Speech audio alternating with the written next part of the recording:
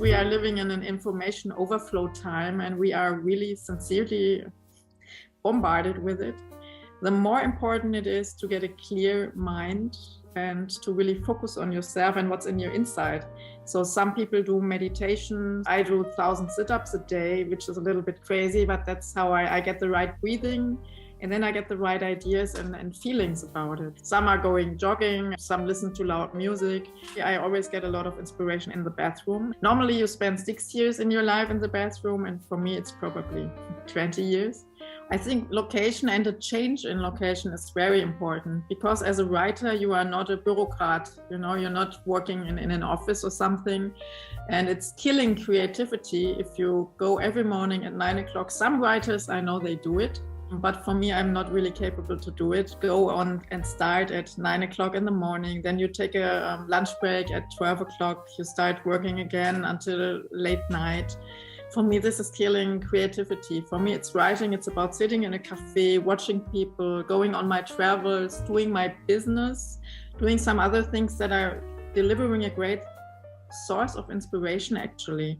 And then digesting it all, as I said, doing meditation, doing sit-ups, whatever, being in the bathroom, having a glass of wine, and then you sit down, and then suddenly you get the light, and then you start writing. And then it's actually a little bit like it is writing for you.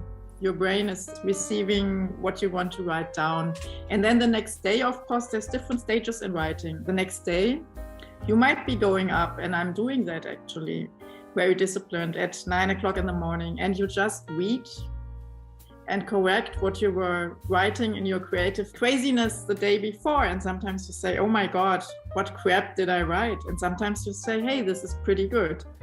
And then you are very sober, you're very focused and concentrated. And the next day you start writing again in your creative mode. And it's like a mix and match.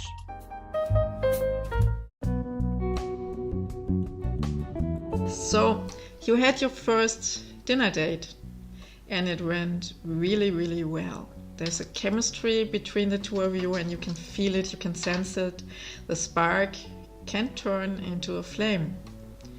So he or she, your date, is very straightforward and asks, after the dinner, paying the bill, so are we gonna go to my place or are we gonna go to your place?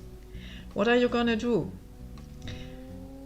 You're raised in a conservative manner. That means first night stands are obviously not so much in your style. You rather wait for the third date to finally go on and get intimate with the other.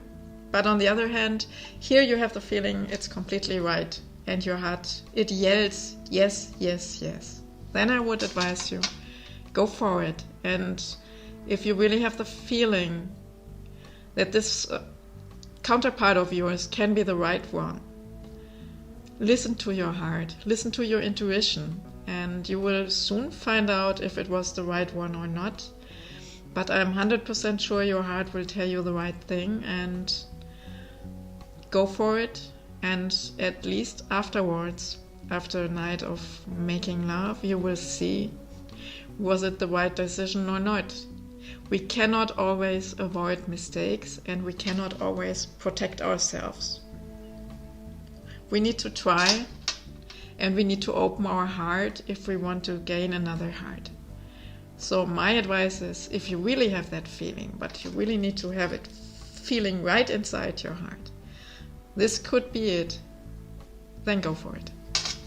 And if not, go for a second or a third date until you really have the feeling it's the right one, or maybe even it's not the right one, which can also occur. Then keep on searching.